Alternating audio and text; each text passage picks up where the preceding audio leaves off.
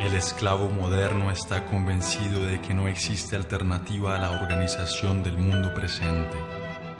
Se ha resignado a esta vida porque piensa que no puede haber otra.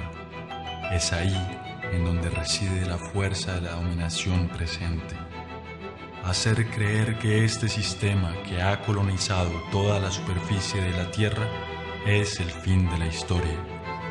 Ha convencido a la clase dominada que adaptarse a su ideología equivale a adaptarse al mundo tal como es y tal como ha sido siempre. Soñar con otro mundo se ha convertido en un crimen, condenado al unísono por los medios y por todos los poderes. You say socialism is impossible in a technical sense. Now, what exactly do you mean by that?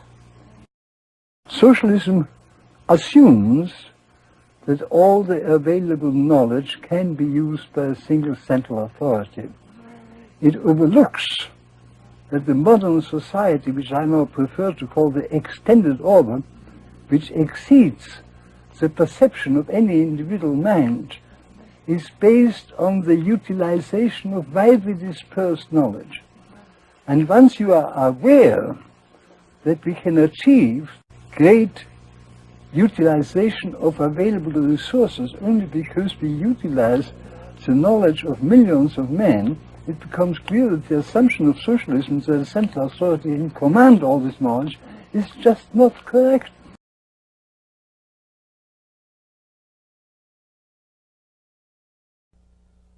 When you see around the globe the maldistribution of wealth, the desperate plight of millions of people in underdeveloped countries, when you see so few haves and so many have-nots, when you see the greed and the concentration of power within, did you ever have a moment of doubt about capitalism and whether greed's a good idea to run on? Well, first of all, tell me, is there some society you know that doesn't run on greed?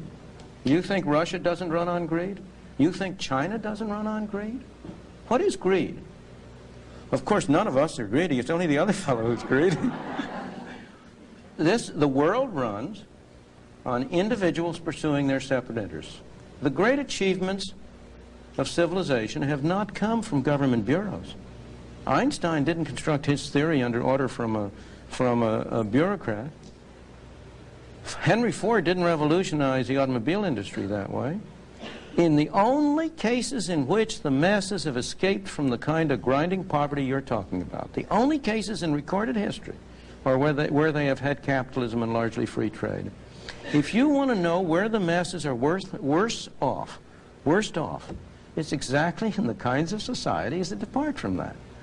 So that the record of history is absolutely crystal clear that there is no alternative way so far discovered of improving the lot of the ordinary people that can hold a candle to the productive activities that are unleashed by a free enterprise system. But it seems to reward not virtue as much as ability to manipulate the system. And what does reward virtue? You think a communist commissar rewards virtue? You think a Hitler rewards virtue? You think, excuse me, if you'll pardon me, do you think American presidents reward virtue?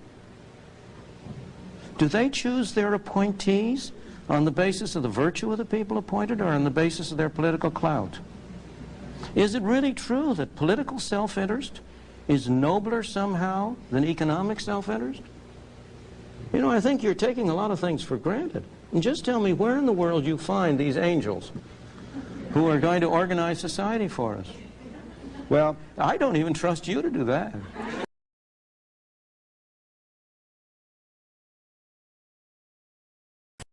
Nobody believes in democracy. You will find it hard to find anybody who will say that that is democracy interpreted as majority rule. You will find it hard to find anybody who will say that if 55% of the people believe the other 45% of the people should be shot, that's an appropriate exercise of democracy. What I believe is not in democracy, but in individual freedom, in a society in which individuals cooperate with one another and in which there's an absence of coercion and violence. La alternativa al neoliberalismo se llama conciencia. Podeis decir, pero Pero consciência não é um sistema económico. Não, não é um sistema económico. Consciência não é a organização do mercado. E eu digo, tampouco lo é. Não, consciência não é isso. E não é um regime político novo. Não, não é isso. Não lo é. Pero é algo mais que tudo isso. É a consciência que há que ter contra todo e contra todos os que precisamente entendem que o que não há que ter é consciência. Isso é o que temos que formar-nos todos os dias, em la reflexão, en el debate, en el examen aprofundado de las cosas, de las circunstancias, porque não há nada mais para oponer a la negación, que é um sistema que quita, que está quitando a toda a humanidade, com exceção de los que aproveitam disso. Porque há algo que deve preocupar-nos. O que se está preparando no planeta em que vivimos é sencillamente um mundo para os ricos.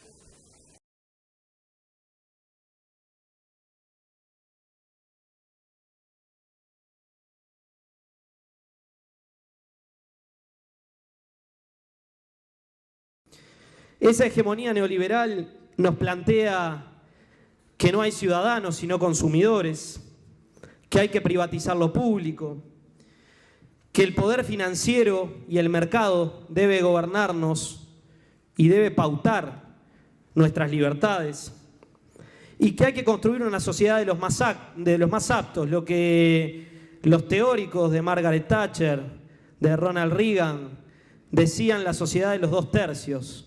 2 tercios adentro y 1 tercio afuera.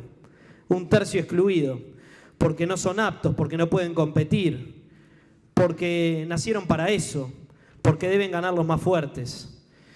Ese es el modelo, esa es la visión capitalista que nosotros venimos a combatir, a criticar, a transformar, y para eso tenemos que dar una sustantiva batalla cultural. Cambio cultural para la emancipación y la igualdad. Si no hay cambio cultural, no habrá una transformación profunda. Y en este siglo no sé si pasamos, si seguimos como vamos. Y al mismo tiempo, los pobres de la tierra empiezan a decir basta a su capacidad de sufrimiento. Y por lo tanto dicen, hay que cambiar las cosas.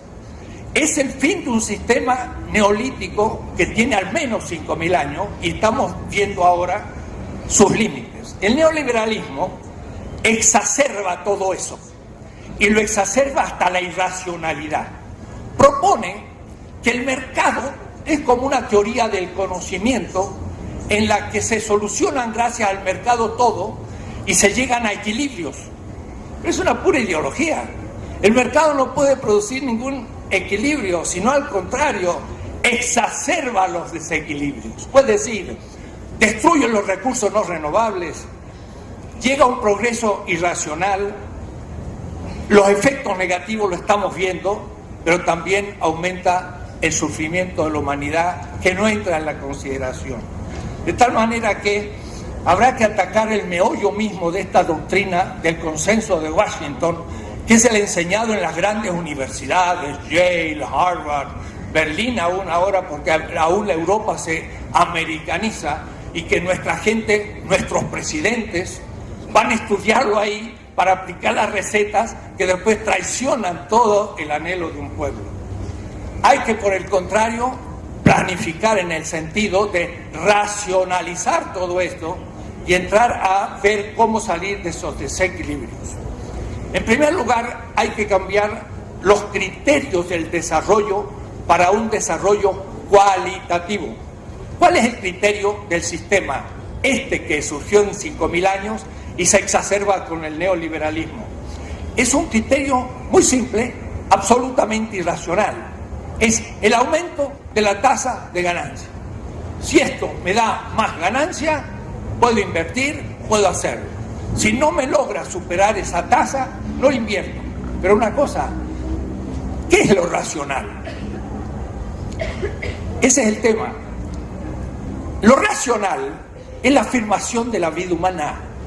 Estamos cansados de vivir en esta sociedad que nos excluye diariamente hasta el punto de decirnos ya, trabaja en cualquier cosa y muérete. Para nosotros es súper importante que el lucro se detenga en la educación y que no esté la educación en manos de los privados, sino que sea el Estado el responsable de entregarnos educación a todos los estudiantes del país.